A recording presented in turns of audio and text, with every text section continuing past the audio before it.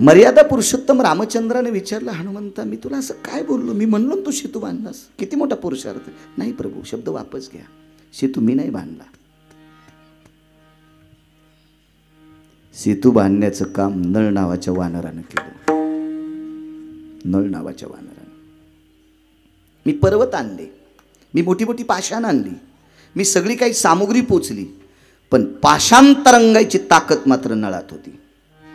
गिरगावकराचं वाक्य नाही, तुकोबारायचं वाक्य. हा,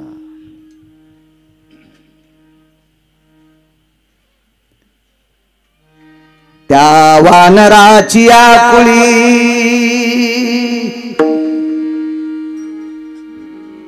कथा कल्पतरू सांग. असा एक परमाधिकार महात्मा जन्माला, त्याचं नाव आहे नळ. घ्या बोलून.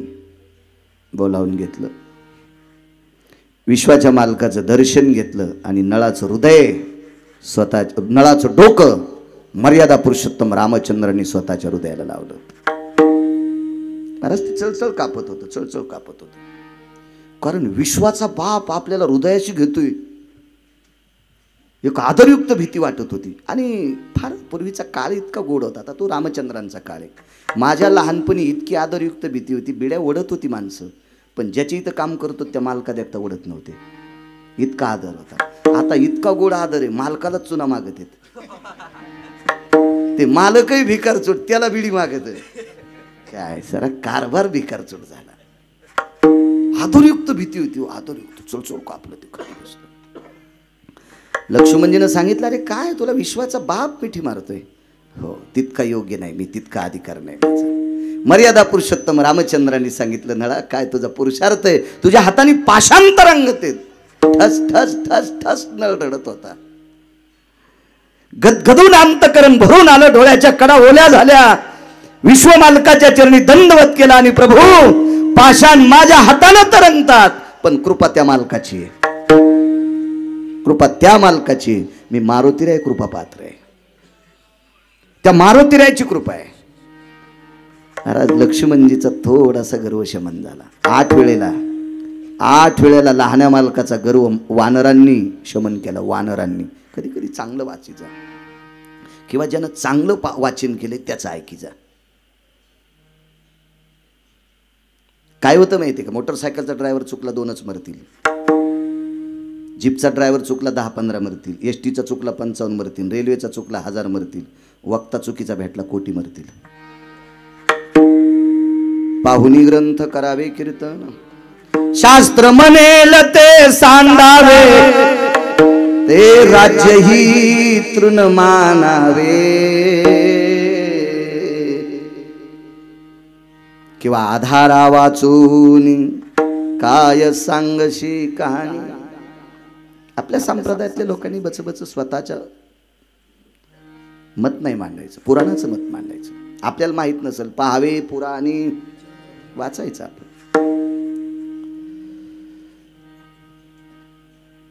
मी मारुतीराय कृपा पात्र आहे.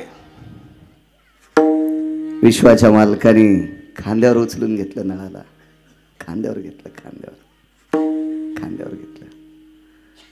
काय वासरू आहेस रे तू? अरे हनुमंतानं शोध लावला, पण इतक्या आडमुठ माणसाला मारण्यासाठी इथं येणं गरजेचं होतं, आणि त्याच्यासाठी रस्ता दुर्मिळ होता. तो तू केलास. भगवंताचा 75% दुःखाचा भाग संपिला तो नळ नावाच्या वानरानं. तुकोबाराय म्हणतात, मी ज्याचं भजन करतो त्या जगाच्या बापाचं 75% दुःख बाजूला करण्याची ताकद ज्या नळ नावाच्या वानरात आहे. आणि नळ नावाच्या वानरात जर इतका पुरुषार्थ आहे, तर त्याला मोठं करणारे मारुतीराय किती पुरुषार्थी असतील. म्हणून तुकोबाराय पहिल्या कडव्यात शरण जातात.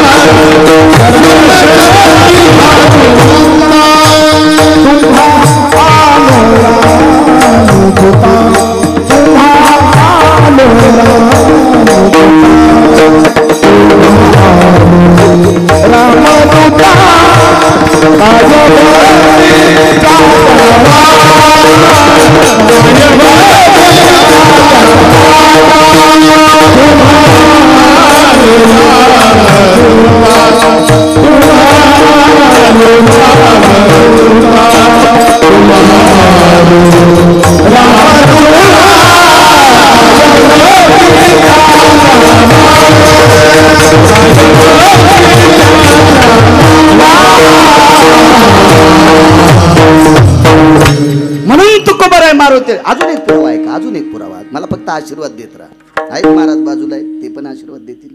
बोलन बाळ्या गरीबाचा, मला इथून उचललं की येड्या बाळ्यात आणि मायात काय फरक नाही. कंबर बांधल्यावर हिशोबात आहे.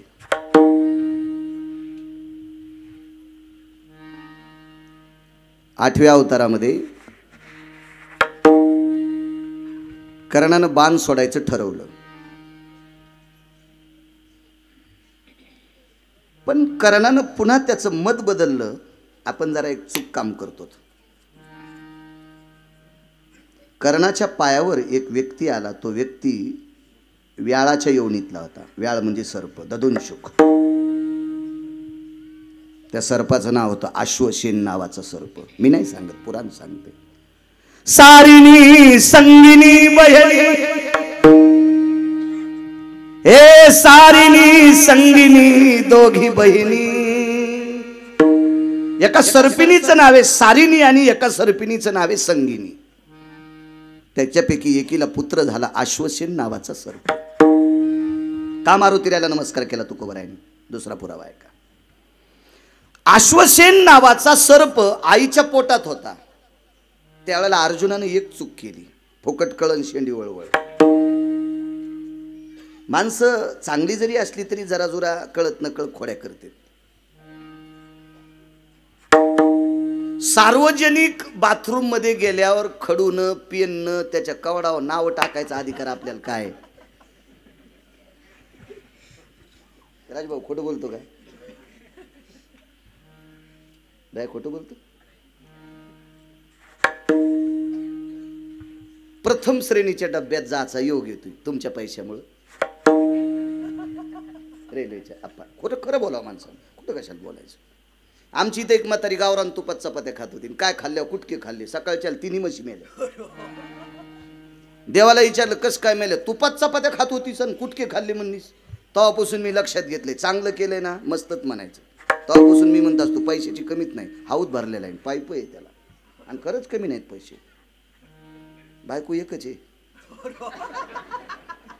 एक मुलगा मुलगी, आई आहे, वडील 90ला गेले, आणि त्याचं लालन पालन करण्यापुरते पैसे आहेत. आपल्याला काही कमी केलीच नाही देवानं. आणि कमी अधिक झालं तर संध्याकाळी तुमचे येतं. खात्यात पैसे असू नसू, ATM इसरू फिसरू काही ताण नाही ना भाऊ, येतातच संध्याकाळी, काय ताण नाही. त्याच्यामुळे कशाला कुतायचं.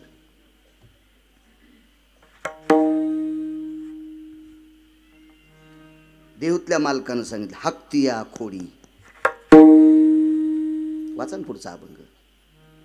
बसल्या बसल्या काडी मोडीन, काही करीन, रेखाच ओढीन, काहीच करीन, बाथरूमवर नावच काढीन, काही काय नाना प्रकारचे कुठं खोड्या करते माणूस. अर्जुनाने एक खोडी केली. रस्त्याने एक सर्पिन चालली, ती सर्पिन बाणाच्या टोकावर घेतली, उचलली, फेकली. समोर प्रमोद अग्नी पेटलेला होता, आणि ती सर्पिन त्या अग्नीत पडून जळणार. पण तिचं वात्सल्य उतू आलं. तिच्या लक्षात आलं काही वेळाला मला मुलाला जन्म द्यायचा आहे, आणि याच्या सगळं आता मी मरणार आहे. वरी उडाल्याबरोबर तिनं मुलाला जन्म दिला, आणि ती अग्नीत पडून जळून गेली. पण माय जळताना, जन्माला आल्याबरोबर माय जळताना पाहिली अश्वसेन नावाच्या सर्पानं, आणि जाळणारा या अर्जुन बघितला. त्या दिवसपासून निर्णय केला, मी याला एके दिवशी संपीनच.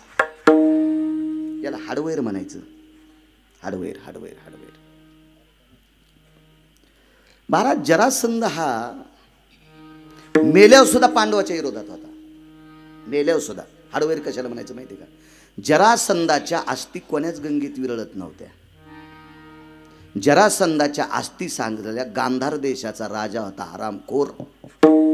गांधार देशाचा राजा नालायक मूर्ख होता, शकुन्या. आणि या शकुन्यानं अस्थी घासल्या, तोडल्या, त्याच्या 4 गोट्या तयार केल्या. त्या गोट्या होत्या लुडोच्या. शास्त्राच्या भाषेत त्याला सोक्ती म्हणतात. चौघडियाच्या खुना 4ही अस्थी जाना, तो जरासंग. मी नाही सांगते, कथाकल्पतून सांगते, पद्मपुराण सांगते. अत्यंत त्या अशा लवचिक केल्या. पांडवानं फेकल्या की पालथ्या पडत होत्या, हाडवैर होतं, कारण यांच्यातल्या एका व्यक्तीनं फाडून मारला होता, म्हणून मेल्यावर पण आस्तीनं हाडानं बदला घेतला, आणि कौरवानं टाकल्याबरोबर सोयीशा पडत होत्या.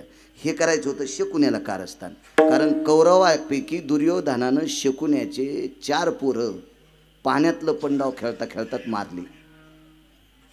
दुर्योधनाला पोहता चांगलं येत होतं, आणि म्हणून शकुनी बहिणीच्या घरच्या भाकरी खाल्ल्या, आणि त्याने विचार केला आपल्या बहिणीचं एकही जिथं ठेवायचं नाही, हितचिंतक शत्रू.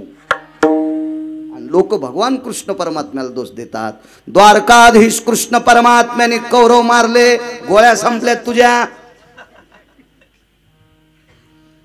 कौरवाला सख्या मामानं मारलं आणि रावणाला सख्या भावानं मारलं. प्रभू रामचंद्रावर आरोप करूच नका. विठाला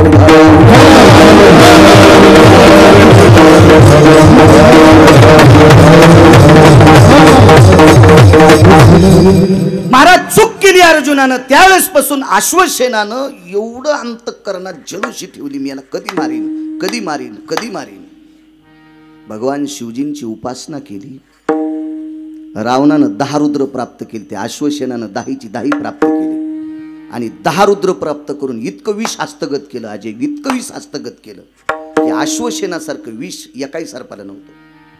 आपण एकाही सापाला नव्हतं, एकाही सापाला नव्हतं. कधी कधी कोणाच्या घरी गेल्यावर टी व्ही पाहायला भेटत होता. आता कोविडमध्ये मी पण घेतला. एक जण अधिकारी म्हणला घ्या ना बाबा, त्यानंच द्यायला, पण मलाच लाज वाटली, त्याचं बिलही देऊन टाकलं. जाऊ दे, आपल्या लोक देतात, याचं कशाला उपकार, टी व्ही पुढचा देऊन टाकलं त्याचे बिल. तर असे काही सर्प येतं, चावल्यावरच माणूस मरतंय असं नाही. त्या सापानं अशी फुटकार टाकली आणि त्याचं वीज जर अंगावर पडलं, त्वचेवर पडल्याबरोबर काही मिनिटात माणूस मरतो. इतकं भयानक विष आहे सापाचं. तर जगातलं सर्वात, मग तो वासुकी असेल, तो तक्षक असेल, तो काय काय नाव असतील सापांचे फार. ही सगळ्या सापापेक्षा जास्त विष कोणाला दिलं भगवान शिवजीनं? तर अश्वसेन नावाच्या सर्पाला दिलं. त्यानं ते प्राप्त त्याच्याकरता केलं की अर्जुनाच्या अंगावर पडणं आणि अर्जुनाला मारणं हाच त्याचा निधिध्यास होता, हाडवैर होतं. पण ज्या वेळेला युद्ध चालू होतं 18 दिवसाचं कुरुक्षेत्रावर, शरण शरण जे हनुमंता, मला काय महाभारत मांडायचं नाही, मला फक्त मारुती रायाचा पुरावा द्यायचा आहे की तुकोबराय मारुती रायाच्या का पाया पडतात. आणि त्या युद्धामध्ये अर्जुनाच्या रथावर जाऊन अर्जुनाला चावा घेण्याचा प्रयत्न करायचा, पण अर्जुनाला रथ द्यालता, अग्नी रथ, आणि माय मेल ती इस्त्यातच. साप अग्नीच्या जवळ जाऊ शकत नाही, आणि अग्निरथ होता. अर्जुनाच्या रथावर नित्य ज्वाळा होत्या, आणि त्या रथावर जाता येत नाही. म्हणून अश्वसेन सर्प कर्णाच्या रथात गेला. कर्णाचा विरोधक कोण?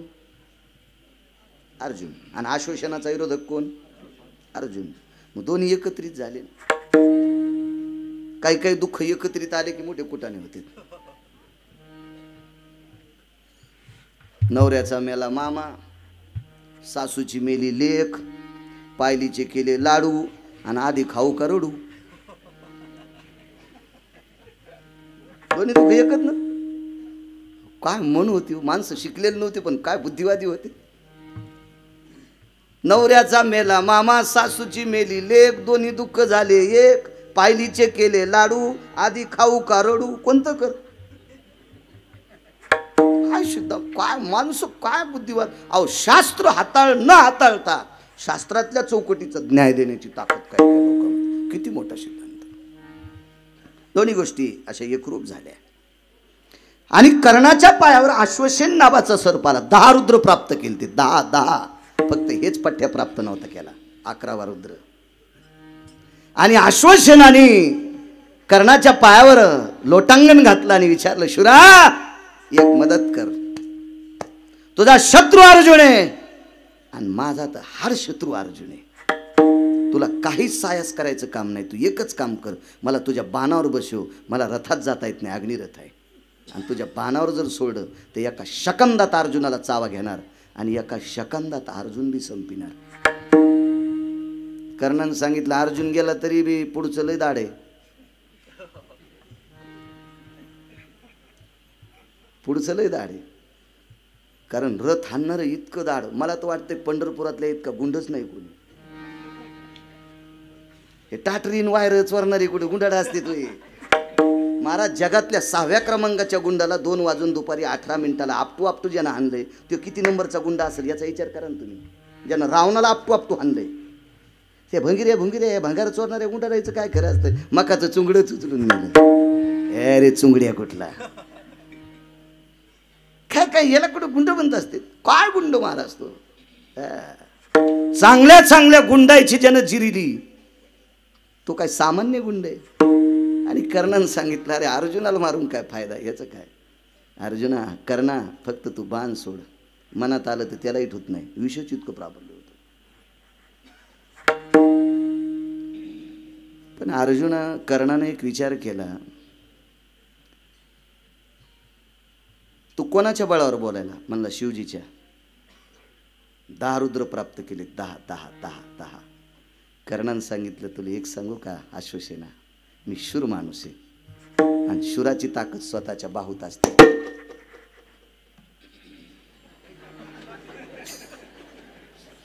गेले वा.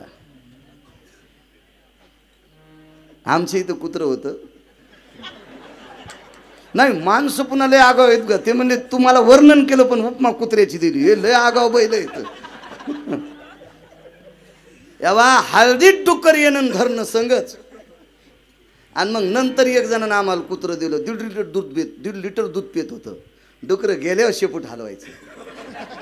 काय काम आहे. आम्ही ती दुसऱ्याला देऊन टाकले. म्हणलं नगच उचले. काय समकळ होती महाराज. वा चला 10 रुद्र प्राप्त केलेस. कर्णानं सांगितलं मी शूर आहे. तुझा आधार घेऊन जर अर्जुनाला संपिलं तर चंद्र सूर्य येतोपर्यंत लोक कर्णाला बुजदिल म्हणतील. मी माझ्या बाहूच्या ताकदीने अर्जुन मारण्याचा प्रयत्न करीन आणि नाही मेला तर मी मरीन, पण मला तुझी मदत नको. अश्वसेन म्हणला मला मदत कर ना. काय सांगितलं कर्णानं माहिती आहे. अश्वसेना एक लक्षात ठेव राजा, तो 10 रुद्र प्राप्त केलीस पण ज्याला प्राप्त केलं नाही तो रथावर बसलेला आहे. ध्वजस्तंभावरी वानरू मूर्तिमंत वैकुंठवासी नथुराम बाबा केळकर सांगायचे. फार विद्वान व्यक्ती आमच्या भागातली, प्रचंड विद्वान. एक फड परंपरा आहे. त्या परंपरेमध्ये कीर्तनकारानं 5 गोष्टी केल्या की चोपदार येतून त्याला बुक्का लावतो. त्यांचे विठ्ठल घ्यायचं. आणि कीर्तनकार जर तत्वात बोलत असेल तर 2-2 तास त्या परंपरेतले लोक त्या कीर्तनकाराला बुक्का लावित नव्हते. असा पवित्र महात्मा आमच्या परिसरातले श्री गुरु नथुराम बाबा केळकर. ते म्हणायचे नेवाशाला ज्ञानेश्वरी लिहायला बाबाजी थावरे म्हणजे सच्चिदानंद बाबा लिखाणाकरता बसले आणि माऊली महावैष्णव ज्ञानोबराय सांगत होते. तो ओळी निघली, ध्वजस्तंभावरे वानरू. वैकुंठवासी नथुराम बाबा केळकर म्हणायचे पानाखाली शेपूट घातली. मारुतीरायाने त्या पानाखाली शेपूट घातली. पानाखाली. ज्ञानोबरायने असं पाहिलं. अंजनी सुद्धा काही ताण घेऊ नका. मूर्तिमंत शंकरू. खळाखळा डोळ्यातून पाणी आलं. काय आदर आहे ज्ञानोबरायच्या अंतकरणात माझ्याविषयी. काय आदर आहे. कारण मोठ्यांची वाक्य फार धैर्यशील असतात महाराज. कधी कधी दर्जेदार लोकांचं ऐकायचं शिका ना. कीर्तनात 5 गप्पा ऐकल्यानं ज्यानं पाकिट दिले ते हरामखोराला नरक असतो. 1 नंबरचा. 2 नंबरचा नरक कोणाला माहिती आहे का? ऐकणाऱ्याला. आणि 3 नंबरचा नरक कीर्तनात 5 गप्पा सांगणाऱ्या कीर्तनकाराला. सटाक्या सांगायची जागा नाही. अद्याप नाही. चला होत असेल चूक थोडीफार, पण मंडपाला झालर असावी. किती असावी? तितकीच. ती जर जमिनीपर्यंत ठेवली तर त्याला पडदा म्हणतात. जेवताना लोणचं किती असतो गंधावाले? किती लोणचं असते? वाटीभर. हात धुणं सर्दी होणं संगच होईल ना. आहे का? थोडंसं लोणचं असं, थोडंसं लोणचं असं जगते. थोडंसं फारसं नाही.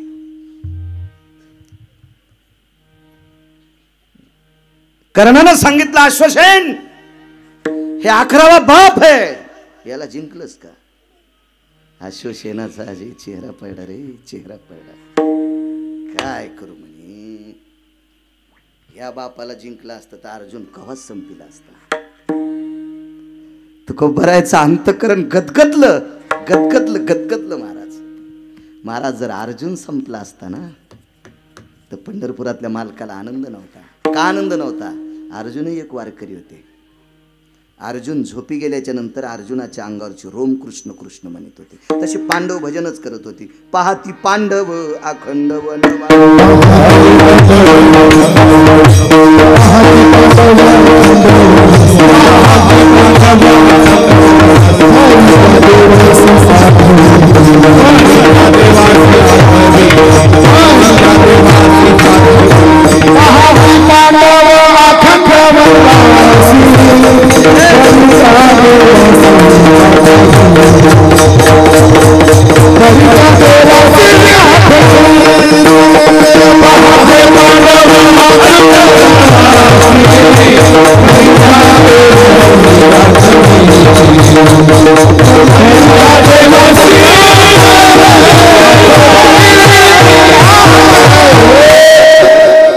काकडे बुवा 9 वाजून 2 मिनिटं झालेत. कुठे आहेत बुवा? याचं का जे आपासाहेब कौरक चोल द्यायचं. बर बर चांगले मुकदम येत. बर बर बर बर पांडव भजन करणारी होती आणि म्हणून पंढरपुरातल्या मालकानं लक्षात घेतलं की अशी सात्विक माणसं या देशाला राजा व्हावे. तो जाता. आणि दुसरी गोष्ट बहीण देईल तिने पुन्हा काय ग पळी झळक तिनं आपलं तुपलं ओळखी. दुसरं एक कारण सांगू का? श्री गुरु ज्ञानसूर्य रंगनाथ गुरुजी परभणीकर म्हणायचे अर्जुन मरू नये फक्त द्रौपदीसाठी देवाला वाटत होता, बहिणीसाठी नाही. माझं वाक्य नाही बरं, गुरुजींचं वाक्य. गुरुजी म्हणे ज्ञानसूर्य राजराजेश्वर शास्त्री बुटासगट लोटांगण घालत होते. असा महाराष्ट्रात सूर्य जन्माला आला. ज्ञानोबारायच्या नंतर ज्ञानोबाराय कोण असतील तर रंगनाथ गुरुजी होते. विठाला विठाला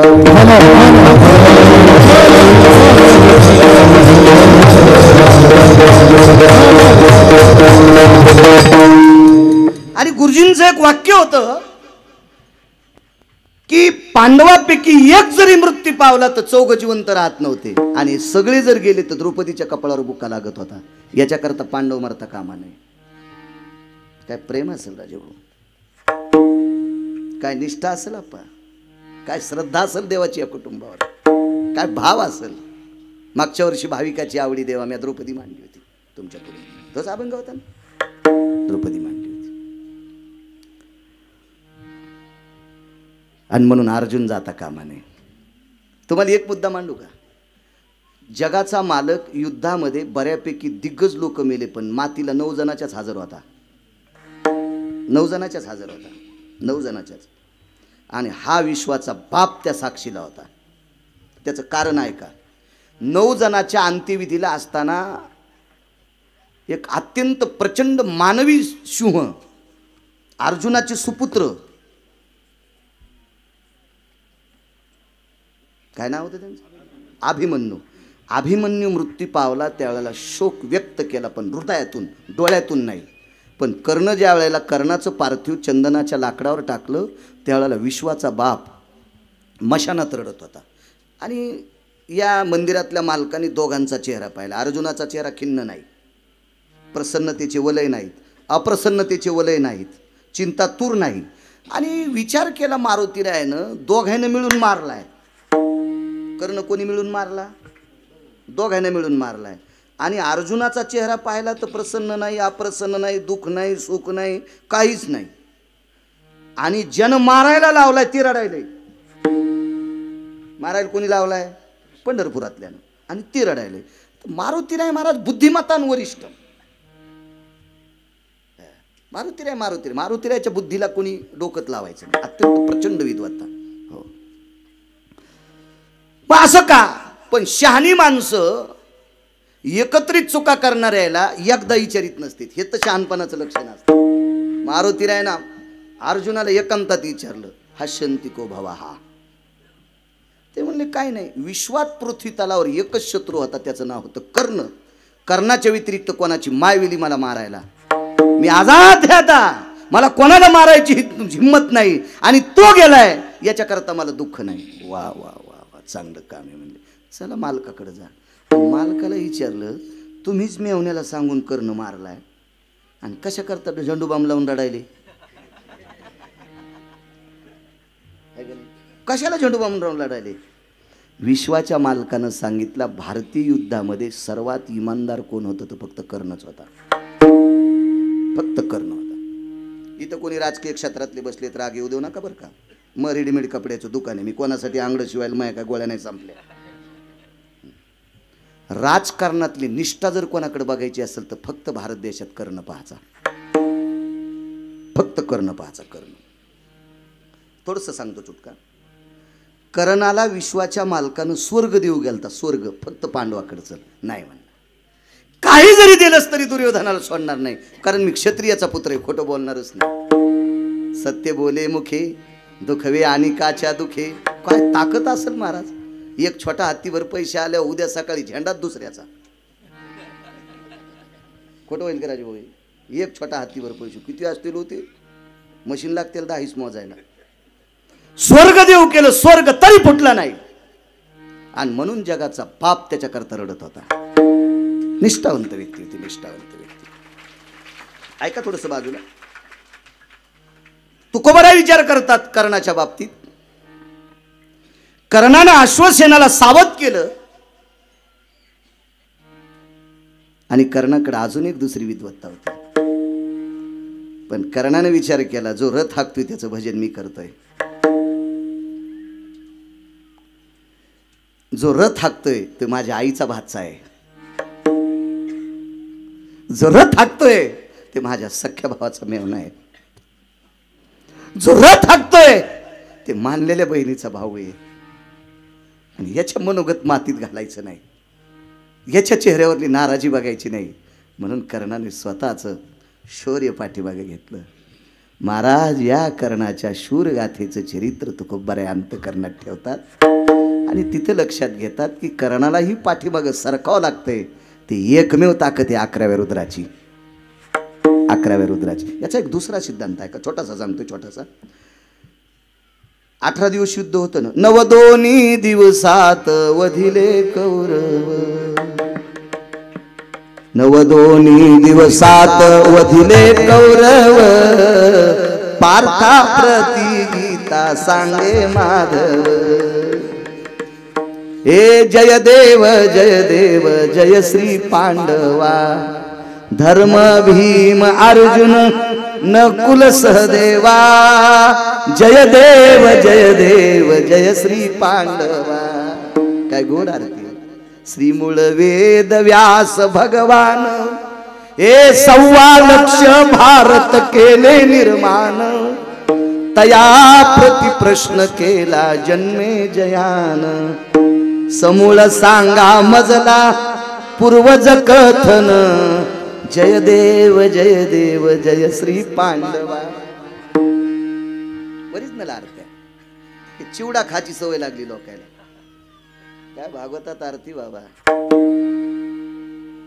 काय मूळ आरती भागवताची. किती गोड किती गोड किती गोड. आरती निगम वृक्ष सारा. भागवत संज्ञावतारा. नारद कथा साधु श्रवणी. परीक्षित लवला शुक चरणी. हृदय पाजरेला हृदय पाजरे. तुम्हाला एक सांगू का, प्रसादिक लोकांची वाणी सांगितली पाहिजे. ट्रकनं पुस्तक लिहिलेत काही लोकांनी. आपले पुस्तक वाचा. अरे तू हे पुस्तक वाचल्यावर बायको जगीताही नाही सुबळे. काय तू या पुस्तकाने उद्धार होत असतो का? प्रसादिक लोकांची वाणी सांगितली पाहिजे, मग आपल्या वाणीला प्रसाद प्राप्त होत असतो. वाचा सिद्धी पावाल आज्ञापक व्हाल. विठाला विठाला.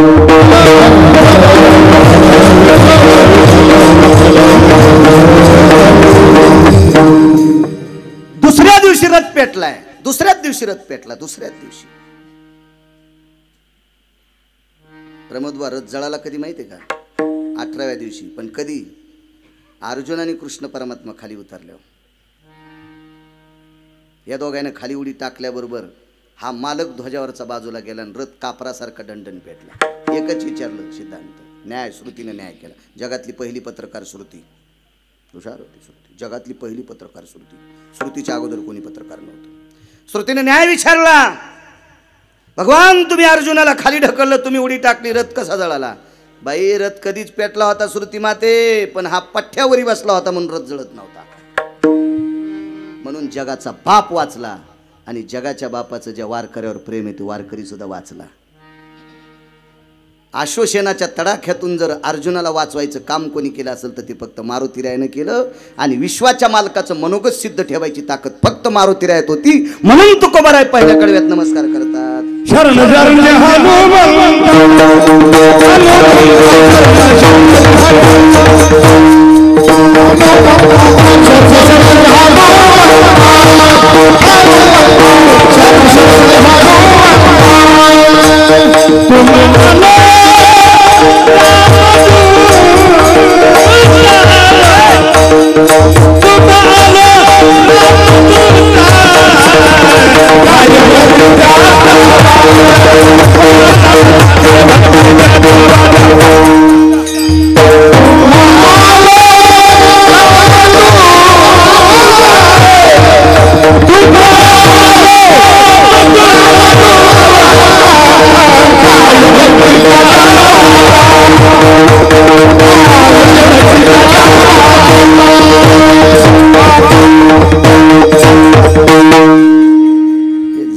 पाळण्यात झोपिलं तर पाळण्याची तळशीत बोटान वाजित होतं. झाल्याच इतकं चपळ वासरू. एक विनंती करू का, पण कोट्यावधी रुपये जरी दिले तरी ढोलकी वाजू नका, कारण भगवान शिवजीने आरक्षित केलेलं वाद्य. आता नका नादी लागू. एखाद्या भागवतकारानं 10-5 लाख दिले तरी त्याच्या भागवतात वाजू नका. भागवत तर माणसाचं नसतं, भागवत कृष्णाचं असतं. एक जण म्हणला मग भागवत ऐकायला, म्हणलं पपेश मी ऐकायची नाही, तू भागवत कृष्णाचं आहे ना, तो कसं ऐकत आहे? एक जण म्हणला आपला काल आहे. अरे तो सारा कालवा आहे, कालवा कृष्णाचा आहे काला, तो हा काला कसा ऐकल कोणी? बऱ्यापैकी नियम मोडले आपल्या लोकांनी. चला, पवित्र वाद्य, फार पवित्र वाद्य. महाराज वैकुंठवासी स्वर्गीय पद्मश्री शंकर बापू आपेगावकर हे वाद्य घेऊन अमेरिकेत गेले. अमेरिकेत बापू गेले. काय ताकद आहे वाद्यांची. बापूंनी कोणाकडे पकवात दिला नाही. प्रमोद बुवा येताना विमानतळावर पत्रकारांनी विचारलं, बापू तुम्ही मृदंग दुसऱ्याकडे का नाही दिला?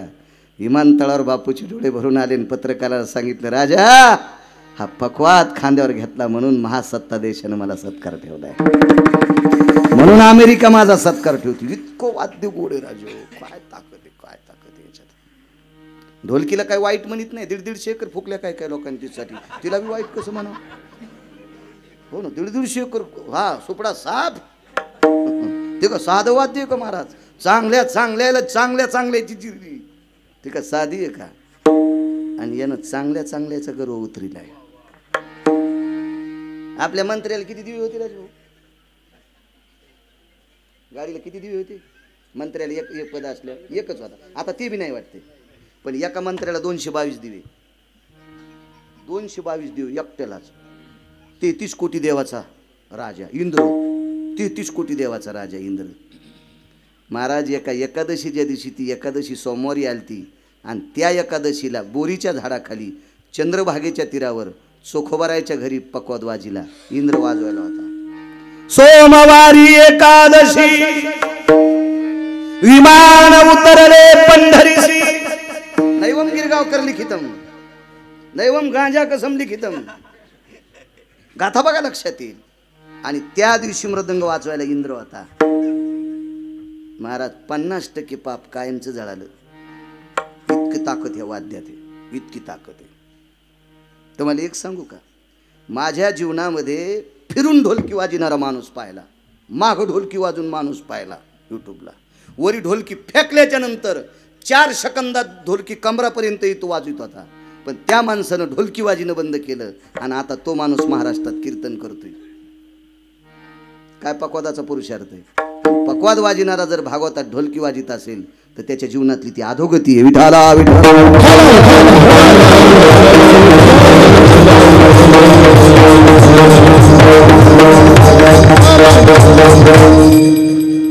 आप्पासाहेब तुमचा आदर. आमचे काकडे महाराज माऊली यांचा आदर म्हणून 5-10 मिनिटं एक पुरावा सांगतो. मारुतीरायाच्या पाया का पडतात? उदाहरण क्रमांक 3. रावणाचं आणि प्रभू रामचंद्राचं युद्ध चालू. थोडासा पुरावा आहे का? त्रास देत नाही. माणसं जेवायची तर मलाही लांब जायचं, सकाळी दूर आहे. जाऊ द्या, आमचं जाऊ द्या चुलीत, मला काय पायी नाही जायचं. त्याचं काय, देवीचं तेल देवीला आणि भुत्याला घाईला आणि काय उड्या हाणायचे, डिझेल तुमच्यात पैशाचं, कशाला नाटकं करायचे. चला, दोघांचं युद्ध चालू. महाराज धसकटाला कसपट समजायचं नाही. मी एका कीर्तनात सांगितलं, धसकटाला कसपट समजायचंच नाही. जेव्हा पायात घुसत का तो कळत धसकट काय. बम पाय फुगला. डॉक्टरनी एक्सरे काढ, अमको काढ, तमको काढ, वगैरे वगैरे वगैरे. गुंडीभर पाणी झाले पायात. चिरावं लागन, ऑपरेट करावं लागन, गोळ्या औषध. 5.25 लाखावर गेलं कसपट. इतकंच बसलं होतं मकाचं. मका सोंगून घेतली होती, कापून घेतली होती, वाळलेलं होतं. येडपटानं बांधावा चपला ठेवल्यानं तसंच पळत सुटलं वाघार हाणायला. वाघार म्हणजे मसळीची पोरगी वाघार. तुमच्याकडे वाघारच म्हणतात ना बारक्या म्हशीला, काय दुसरं काय म्हणते? हो ना, तुम्ही हसल्यामुळे मला कळायला मी चुकलो काय. हो ना, किस देश की बोली किस देश की गाली होती, आपल्याला काय माहिती. आणि त्यातली त्यात शिक्षण कमी असल्यामुळे जर चुकत मग होतं जरसं का असं. काय शिक्षण काय लई शिकलो असतं तर कलेक्टर झालो असतो ना. आता कोणतं कमी. आणि कलेक्टर झालो असतं तर ढवळ्या कपड्याच्या आदेशावर कर सही म्हणणं पठ्ठ्याला कोणी. मा बॉस पंढरपुरात आहे, कोणाला भेटतो का? विठाला विठाला.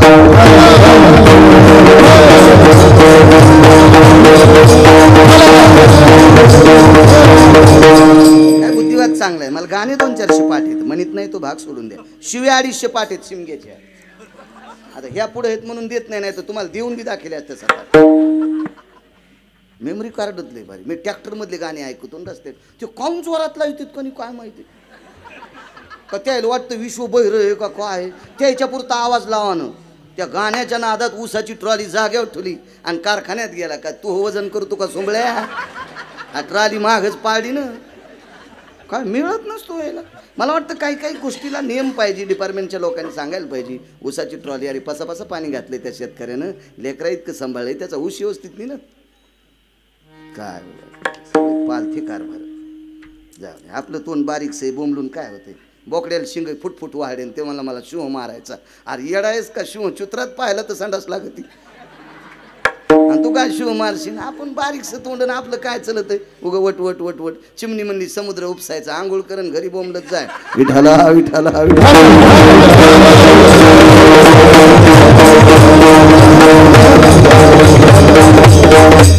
युद्ध चालू आहे, कोणाला सामान्य समजायचं नाही.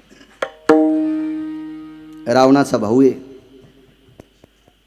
त्याचं नाव आहे कुंभकर्ण. मारुतीरायाच्या कृपेने बिभीषण प्रभू रामचंद्राकडे आला. तुम्हाला एक सांगू का, मान्य करा नका करू, मला काही घेणं देणं नाही. मी 5 गट सांगत नाही, मी मोठ्यांचं वाक्य सांगतो.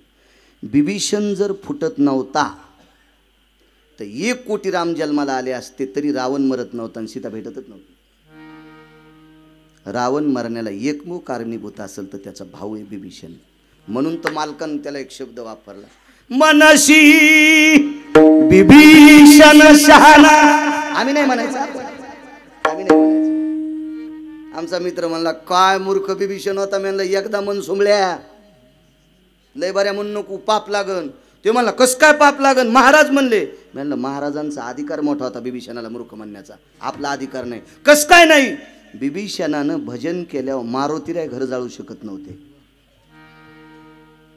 इतका बिभीषणाचा भजनाचा दर्जा होता. आपला दर्जा साधा आहे का. चालू भजनात तंबाखू घोंगडी, साधा दर्जा आहे का आपला. आपण घोंगड्याला डाग पाळले. काय दर्जा आहे आपल्या भजनाचा. वा वा वा वा वा, किती मोठा दर्जा आहे. लंकेशी उरले बिभीषणाचे घर, लंकेशी उरले विभीषणाचे घर, कारण हृदयी सीतावर मनोनिया, हृदयात सीतेचा पती होता विभीषणाच्या, म्हणून घर. हा झाला गाथ्याचा पुरावा, शपथ पुरावा. ऐका, आग लगी लंका में, शपथ घ्या माफी मागून, कोणी नाकात काड्या घालायच्या नाही. शपथ आहे, गाथ्यातलं नाही, अगोदर गाथ्यातलं सांगितलंय, आता शपथ आहे. आग लगी लंका में हलचल मचाई, विभीषण की कुटिया कैसे बचाई रे, कैसे बचाई. आग लगी लंका में हलचल मचाई, एकट्या विभीषणाचं घर कसं वाचलं. हृदयी सीतावर म्हणून या. अभंगचे वक्ते बाबा म्हणायचे, हे काही काही लोक काल परवा दात पडल्यावर ज्यानं माळी घातल्या का ते म्हणते शपक अभंग म्हणला. अरे गाणे म्हणणाऱ्यापेक्षा बरा आहे ना सुंबळ्या, गाणे म्हणल्यापेक्षा बरा आहे ना. शपक का असं ना, पण अभंग आहे ना तो, गाण्यापेक्षा बरा आहे ना.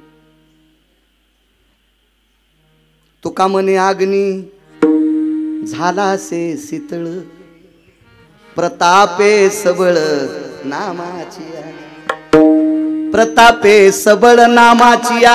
तुका म्हणे अग्नी झाला से शीतळ, प्रतापे सबळ नामाची. अख्खी लंका चूर झाली, पण एकट्या विभीषणाचं घर जळालं नाही, फक्त नामाचा प्रताप. म्हणून आम्ही विभीषणाला मूर्ख म्हणायचं नाही, आमची पात्रता नाही, योग्यता नाही, लायकी नाही. तो विभीषण जर फुटला नसता तर रावण मरत नव्हता. न आपल्याकडे म्हणे, घर का भेदी लंका दहन. चला, तरी पण रावण ऐकत नव्हता. रावणाचा भाऊ कुंभकर्ण, मर्यादा पुरुषोत्तम रामचंद्रासोबत झुंड सुरू झाली. प्रचंड तुंबळ युद्ध सुरू झालं. सर्व देवता विमानात बघूस युद्ध बघत होत्या. काही काही देवतेच्या डोळ्यातलं पाणी युद्धभूमीवर टपकत होतं. आज मर्यादा पुरुषोत्तम रामचंद्रांचा शेवट आहे. मी नाही सांगत, मोठ्यांचं वाक्य, माझी काय लायकी, माझा काय अधिकार आहे का इतकं कडक बोलायचा. मोठ्यांचं वाक्य सांगतोय, मोठ्यांचं. आज मर्यादा पुरुषोत्तम रामचंद्रांचं काही खरं नाही. स्वेदावरुता काया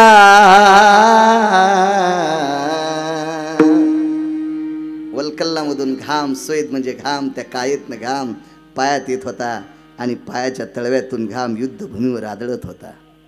बेचैन झाले प्रभू. तेवढ्यात मारुतीराय जवळ आले. काय प्रभू? काही नाही रे हनुमंता, माझे बाबा गेलेत म्हणे.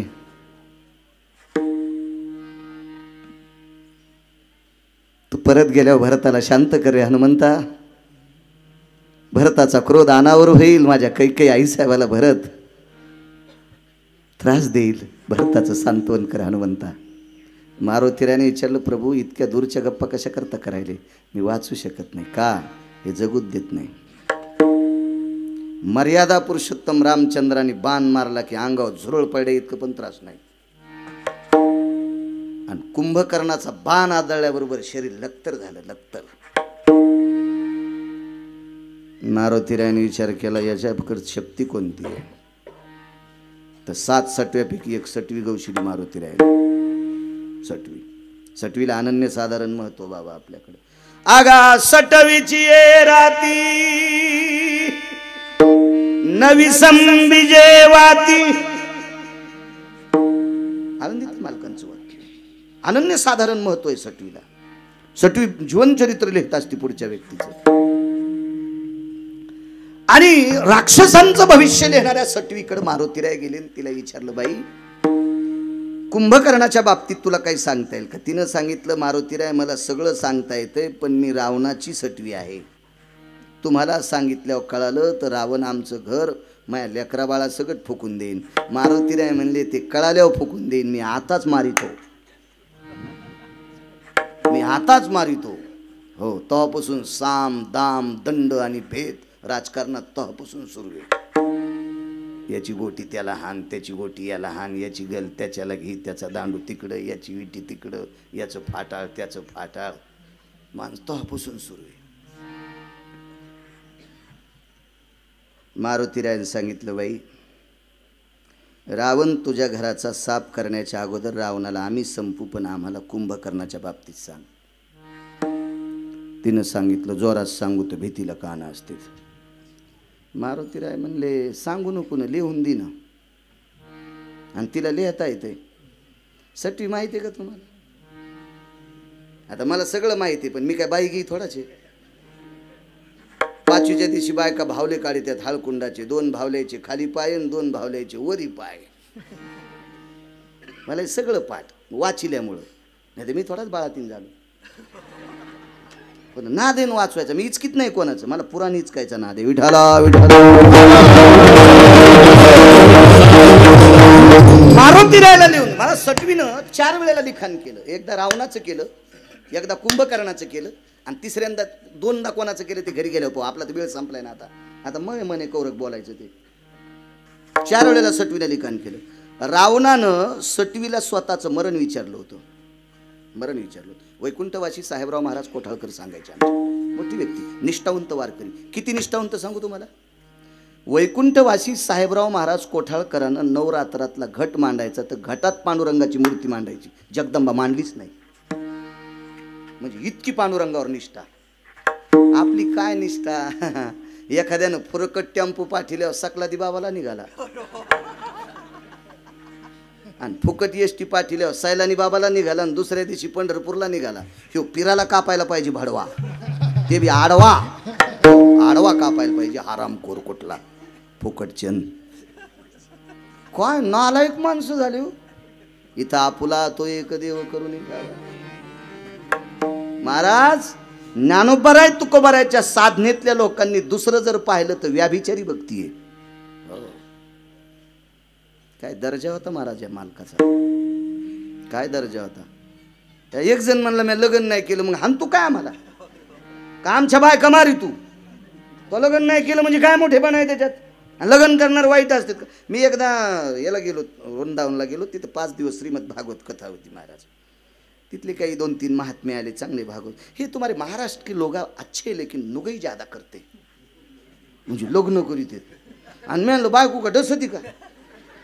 आमच्या तुकोबाराने 2 केल्या तरी देव कामाला. शांतीब्रह्म एकनाथ महाराजांनी 1 केली तरी लुगडे धुवाला देव. लग्न करणारे कोणी कोण वाईट येतं. फक्त नीट वागावं. लग्न करणारे वाईट कसं म्हणायचं. नीट वागावं, नीट वागावं. महाराज लग्न नाही करणाऱ्या माणसानं तो पुरुषार्थ सांगायचा. मागच्या सोहळ्याच्या वारीत चालून गेलो. आमच्या टेम्पोवाला, मी गाडी नेत नसतो, टेम्पोने आम्ही 5-7 लोकच असतो. करून खायचं आपलं, मधात पताका घ्यायची, चालायचं. ते लाईट लावतो. मी एक प्रसंग वाचिला. या भारतीय संस्कृतीतल्या दर्जेदार लोकांनी स्त्रीचा स्पर्श झालेलं लुगडं पण जास्त वेळ डोळ्यानं पाहायचं नाही. आगा कामिनी आंबरा स्पर्शाय, कामिनी आंबरा स्पर्शायम चक्षुयाम दृष्टियात भवेशी दोषायाम अपाद पापहा. नैवम गिरगावकर लिखितम. स्त्रीने परिधान केलेली साडी जर वाळत घातली तर त्या साडीकडे जास्त टक लावून पाहणं याच्यासाठी सुद्धा पाप सांगितलंय. तर स्त्री पाहणं किती पाप आहे, किती पाप आहे, किती पाप आहे. एका महात्म्याचा सिद्धांत पाहिला नाही.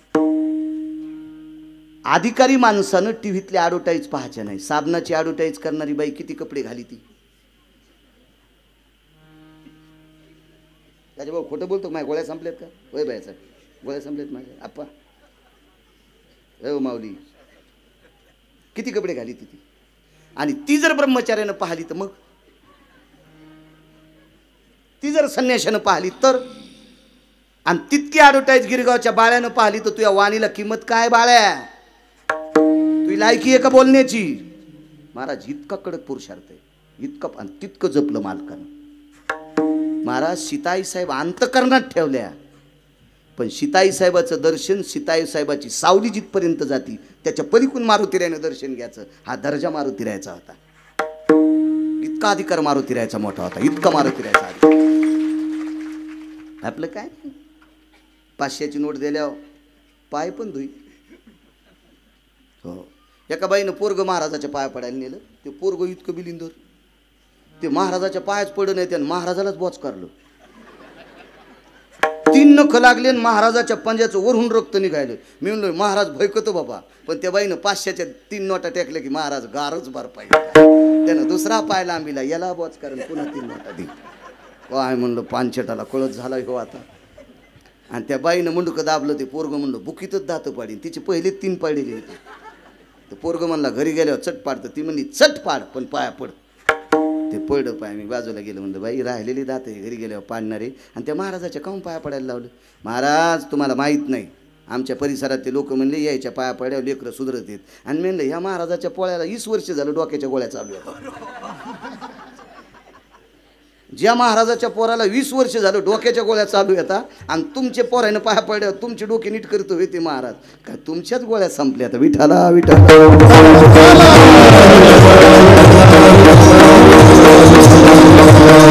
महाराज साधू तपासताना विचार करून तपासायचा. पाणी पिना छान के, गुरु करणा पछान के. कोणाच्या नाही पाया पडायचे. पवित्र मस्तक हरामखोराच्या पायावर टेकायचं नाही. नाही नुसता बुद्धी आहे म्हणून डोकं नाही लावायचं. बुद्धीचा काय विचार करता. APJ अब्दुल कलाम मुस्लिम समाजाची होती, पण गीतेचे 3 अध्याय पाठ होते. तुमच्या बाजूला संभाजीनगरला ज्ञानेश्वरीचा प्रचंड अभ्यासक व्यक्ती मुस्लिम समाजाचा प्राध्यापक युम पठाण. काय प्रचंड अभ्यास महाराज. काय नाही बुद्धीचा कापरासारखी ज्याची बुद्धी आहे का ती कोणी माणसं अभ्यास करू शकते, कोणी करू शकते. फक्त विचाराचा ज्याचा पगडा आहे ते वारकरी असू शकतात. विठाला विठाला.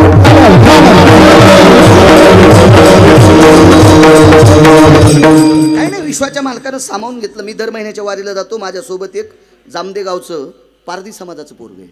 लावरं चित्र सशे धरणाऱ्याच्या कुळातलं पोरग दर महिन्याला पायी पायी येते आणि 4 वाऱ्या 530 किलोमीटर पायी चलून करतो. मी तरी गाडीत करतो.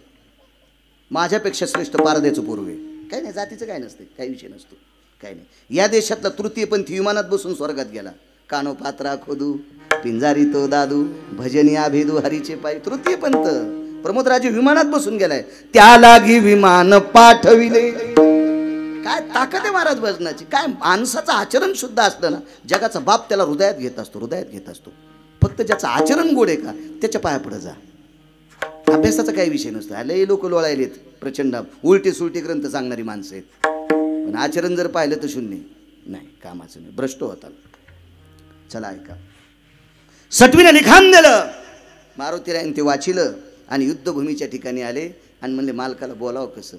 मारुतीरायनं स्वतःची शेपटी हातात घेतली आणि शेपटीला आदेश केला, मर्यादा पुरुषोत्तम रामचंद्र माझे गुरुवर्य, माझं अंतकरण, माझा प्राण, माझं सगळं काही, माझं सर्वस्व जगाचा बाप मर्यादा पुरुषोत्तम रामचंद्र आहे. त्यांची मस्करी करण्याची माझी लायकी नाही, पण एक विनंती आहे पुच्छे तुला, शेपटी तुला. आणि त्या शेपटीला सांगितलं भगवान प्रभू रामचंद्राच्या काकेत तू मस्करी कर, म्हणजे गुदगुल्या कर आपल्या भाषेत. मला शेपटीने विचार केला तुम्ही मला सांगता पण असं नाही होऊ शकत, नकोय नकोय ह्या गोष्टी नकोय. मारुतीरायने सांगितलं मी सांगतोय तुला. आणि भीत भीत शेपटीने 1-2 बऱ्या काखेत असं केलं. प्रभू रामचंद्राने हात झटकेल्याबरोबर शेपटी बाजूला. मारुतीराय रागावले, अगं करणं करणं करणं करणं. त्या शेपटीनं जास्त अशा गुदगुल्या केल्याबरोबर प्रभू रामचंद्र फिरले, कोण रे. माग फिरून पाहिलं साठे माऊली तर प्रभू रामचंद्र मारुतीरायावर रागावले, हनुमंता तुला शोभते का मस्करी करायची. मारुतीराय म्हणले मला नंतर बोला पण एकदा मागे फिरून पहा. गुरुवर्य महाराज त्यावेळेला कुंभकर्ण मरून पडलेला होता, मरून पडलेला होता. खतखत डोळे भरून आले. मारुतीरायला आलिंगन घातलं. हनुमंता कुंभकर्णाला कोण मारलं. तुम्हीच मारलं. नाही रे मला बेजार करत होतं बेटे, मी नाही मारलं प्रभू तुम्हीच मारलं. अरे मी कुठे मारलं. मालक कुंभकर्णाला वरदान होतं जोपर्यंत शत्रूची पाठ दिसत नाही तोपर्यंत पट्ट्या मरत नव्हत्या. आणि हे सटवीनं सांगितलं होतं. हे जर मारुतीराय शोध घेत नव्हते तर तुकोबाराय ज्याचं भजन करते तो वाचत नव्हता. मग तुकोबाराय ज्याचं भजन करतात त्याला प्राणदान दिलीत या मारुतीरायनं. म्हणून शरण शरण जी हनुमंता विठोबार खुमाई.